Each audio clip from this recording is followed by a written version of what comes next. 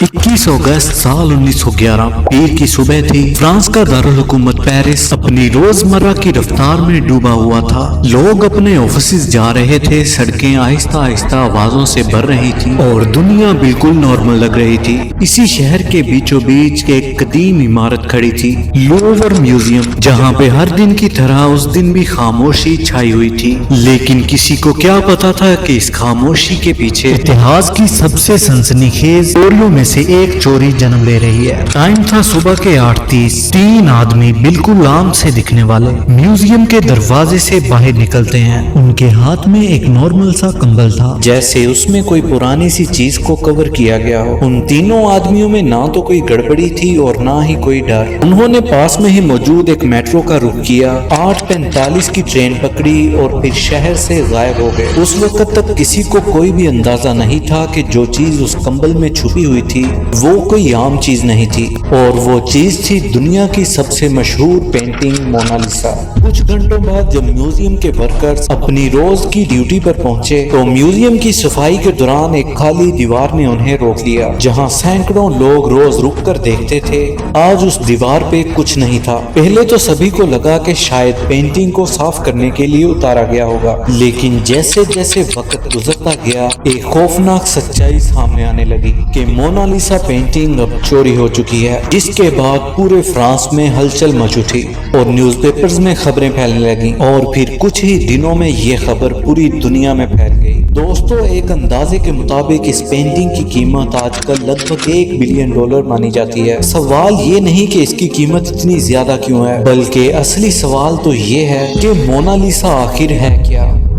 दोस्तों, दुनिया में जब भी कभी किसी मशहूर पेंटिंग की बात होती है तो एक ही नाम दिमाग में सबसे पहले आता है, और वो है मोनालिसा। एक बार सोचकर देखिए कि दुनिया में लाखों पेंटिंग मौजूद हैं, जिनमें हजारों बेहद खूबसूरत हैं और जिनमें बहुत सारी तो तकनीकी तौर पर मोनालिसा से ज्यादा कॉम्प्लेक्स भी हैं। फिर ऐसा क्या है कि लोग घंटों तक लाइन में लगकर कुछ सेकंड्स के लिए इसे देखने आते हैं। दोस्तों, अक्सर लोग मोनालिसा की पेंटिंग को देखते हुए यही कहते हैं कि ये मुझे ही देख रही है, और सच कहें तो ये कोई वहम नहीं लगता। आप जिधर भी खड़े हों तो लगता है कि उसकी नजरें आपका पीछा कर रही हैं। कभी वो पेंटिंग मुस्कुरा रही होती है तो कभी वो गमगीन होती है, कभी उदास होती है तो कभी बिल्कुल ही पुरसकून लगती है। यही मंजर मोनालिसा की सबसे बड़ी ताकत है, और शायद यही वजह है कि मोनालिसा को देखकर हर इंसान को अलग महसूस होता है। कोई उसमें खुशी देखता है तो कोई अकेलापन, कोई मिस्ट्री देखता है तो कोई लव। एक और दिलचस्प बात तो ये है कि मोनालिसा कोई बहुत बड़ी पेंटिंग नहीं है। मूवीज और पिक्चर्स में देखकर लोग समझते हैं कि ये किसी बड़े फ्रेम में होगी, लेकिन असल में लोग जब इसे पहली बार देखते हैं तो अक्सर वो लोग चौंक जाते हैं, क्योंकि इस पेंटिंग का साइज महज 30 इंचेस बाई 21 इंचेस है। असल में मोनालिसा एक पेंटिंग नहीं बल्कि एक तजुर्बा है, एक ऐसा तजुर्बा जो हर देखने वाले के नजरिए के साथ बदल जाता है। लेकिन इस पुरस्कार पेंटिंग के पीछे एक इंसान था,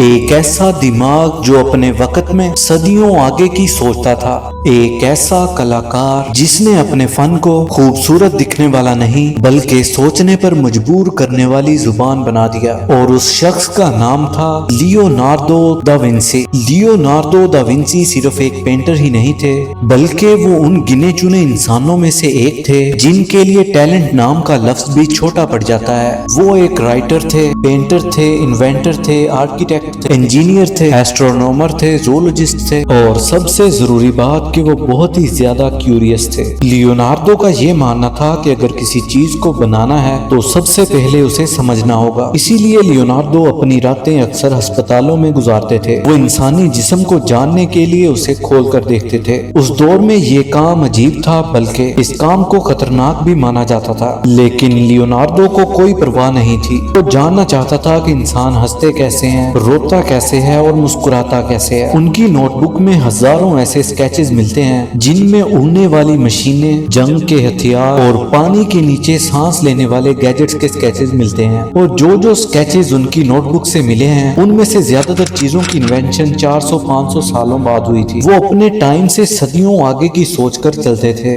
और मोनालिसा भी एक ऐसी ही पेंटिंग थी। लियोनार्दो ने इसे जल्दबाजी में नहीं बनाया, बल्कि उन्होंने इस पेंटिंग को सालों तक अपने पास रखा, और पूरे 15 साल तक वो इसमें छोटे छोटे बदलाव تعارف کرتے رہے۔ یہ بات سب سے زیادہ حیران کر دیتی ہے کہ جو آدمی دنیا کے سب سے بڑے دماغوں میں سے ایک تھا، وہ ایک چھوٹی سی پینٹنگ پر اتنا زیادہ ٹائم کیوں لگا رہا تھا۔ اب ایک اور سوال سامنے آتا ہے کہ جس پینٹنگ کو لیونارڈو نے 15 سالوں تک بنایا، اس پینٹنگ میں جو عورت دکھائی دیتی ہے وہ آخر میں ہے کون؟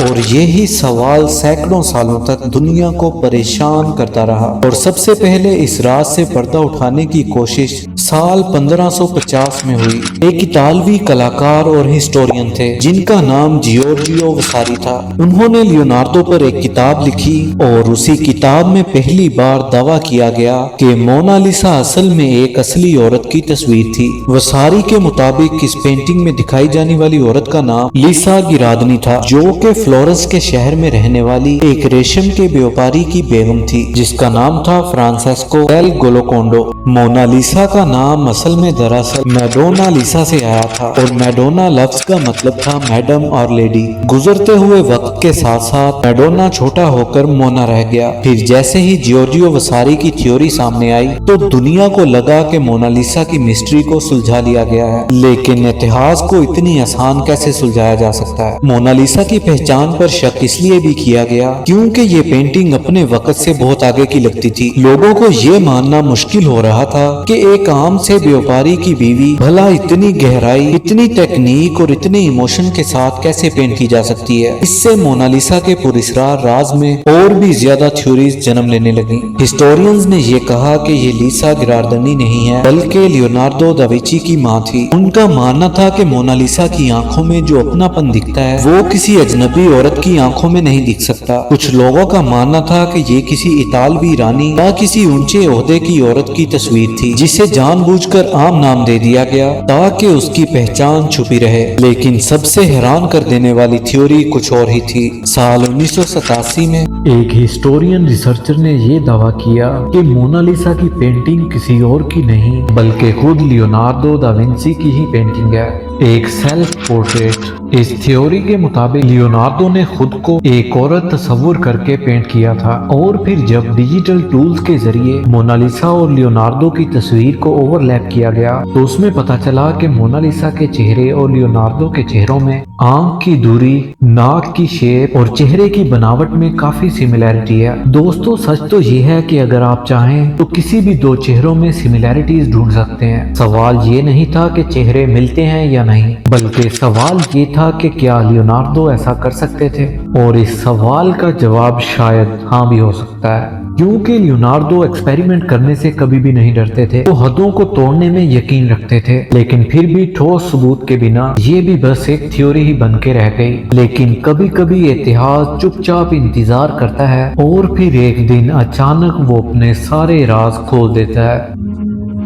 فلورنس میں رہنے والے ایک پروفیسر نے 1-2 سال نہیں بلکہ پورے 25 سال اس سوال پر لگا دیے کہ آخر مونالیسا تھی کون۔ انہوں نے فلورنس شہر کے پرانے آرکائیو، دھول سے بھرے ہوئے دستاویز، ٹوٹے پھوٹے میرج ریکارڈز، ٹیکس فائلز اور فیملیز کے نجی کاغذات کے ہر ایک پنے کو دھیان سے پڑھا، اور پھر سال 2004 میں ایک ایسا دستاویز ملا جس نے اس تصویر کو صاف کرنا شروع کر دیا۔ ریکارڈ کے مطابق لیسا گراردنی کی شادی 5 مارچ 1495 کو ہوئی تھی، اور اس وقت لیسا کی عمر صرف 16 سال تھی، اور ان کے ہسبینڈ فرانسیسکو جو کہ لگ بھگ 30 سال کے تھے۔ دستاویز میں یہ بھی سامنے آیا لیونارڈو کے فادر اور فرانسیسکو ایک دوسرے کو اچھی طرح سے جانتے تھے، دونوں کے بیچ سماجی اور کاروباری تعلق تھا۔ تو اس کا مطلب یہ تھا، اب اس کا مطلب صاف تھا کہ لیونارڈو اور لیسا کی فیملیز کا آپس میں رابطہ تھا۔ ایک اور سوال سامنے آیا کہ جب مونالیسا پینٹ کی جا رہی تھی لیسا کی عمر لگ بھگ 24 سال کی تھی۔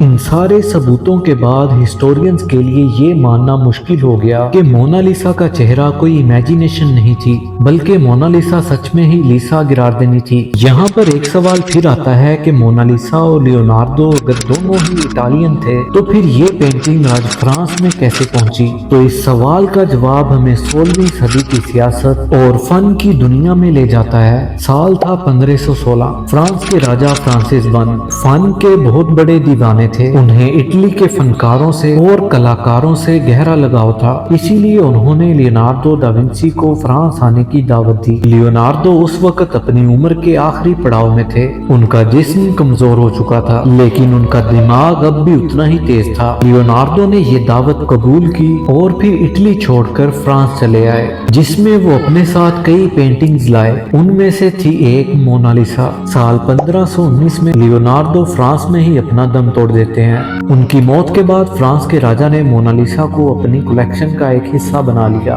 इसके तकरीबन 150 साल बाद फ्रांस में फ्रेंच रेवोल्यूशन आया। राजाओं की दौलत को लोगों की दौलत करार दे दिया गया और इसी फैसले के तहत मोनालिसा की पेंटिंग को शाही महल से हटाकर एक नए तोशाखाना में रखा गया। फिर ये पहुंची लोवर म्यूजियम में। फिर यहीं से मोनालिसा आम लोगों की नजरों में आई। अब इसे सिर्फ राजा ही नहीं देख सकते थे, बल्कि अब ये आम लोगों की पहुंच में भी थी। लेकिन किस्मत ने इस पेंटिंग के लिए कुछ और ही तय कर रखा था। लोवर म्यूजियम की दीवारों पर कुछ ही साल टंगने के बाद एक ऐसा दिन आया जिसने इस पेंटिंग को अमर बना दिया। चलिए एक बार फिर लौटते हैं 21 अगस्त साल 1911 में, जब लोवर म्यूजियम की दीवारों पे मोनालिसा नहीं थी और किसी ने भी इसे ज्यादा सीरियसली नहीं लिया, क्योंकि उस दौर में पेंटिंग्स को साफ सफाई या तस्वीरें खिंचवाने के लिए उतार लिया जाता था। लेकिन जैसे जैसे घंटे गुजरते गए और मोनालिसा वापस नहीं आई तो पूरा म्यूजियम हैरान रह गया। थोड़ी ही देर में पुलिस बुला ली गई, पूरे लोवर म्यूजियम को बंद कर दिया गया और दरवाजे को बंद कर दिया गया। तभी फ्रांस की हुकूमत को एहसास हुआ कि ये कोई आम चोरी नहीं है,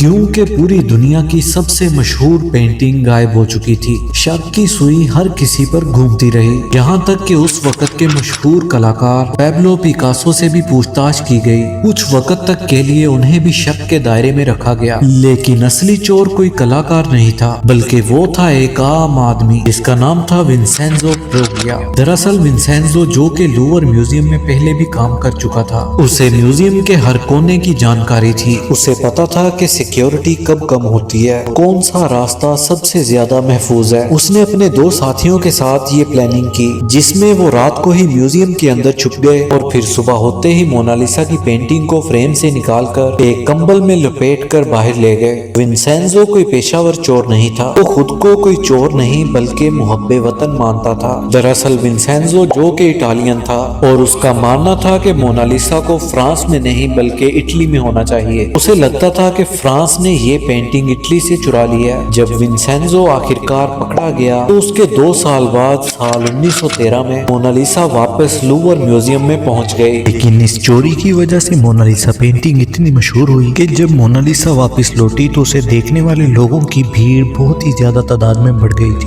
पहले ये पेंटिंग सिर्फ फन को प्यार करने वालों में ही महदूद थी, अब सभी लोगों की जीनत बन चुकी थी। गुजरते टाइम के साथ इस पेंटिंग के कलर फेड हो चुके हैं। दरअसल मोनालिसा को एक पॉपुलर वुड पे पेंट किया गया है, जिस पर एक वार्निश लेयर चढ़ाई गई थी ताकि लकड़ी को नमी और मौसम से बचाया जा सके। टाइम के साथ साथ ये वार्निश पीली पड़ गई और इस पेंटिंग के कलर थोड़े डल दिखने लगे। असल में जब लियोनार्दो ने मोनालिसा बनाई थी तो उस वक्त मोनालिसा काफी रंगीन और काफी रियलिस्टिक लगती थी, और इस पेंटिंग की असल ताकत रंगों में नहीं है बल्कि वो छुपी है इसकी एक खास टेक्निक में, जिसे स्फुमाटो कहा जाता है। ये लियोनार्दो की सिग्नेचर टेक्निक थी। इसमें कोई भी साफ आउटलाइन नहीं होती, चेहरे और बैकग्राउंड के बीच में कोई भी लाइन नजर नहीं आती। मोनालिसा के बाल, उसका चेहरा और पीछे का लैंडस्केप सभी एक दूसरे में घुलते हुए नजर आते हैं, और यही ब्लेंडिंग उस जादू को बयान करती है जो एक पल में मुस्कान और अगले ही पल उदासी में बदल जाती है।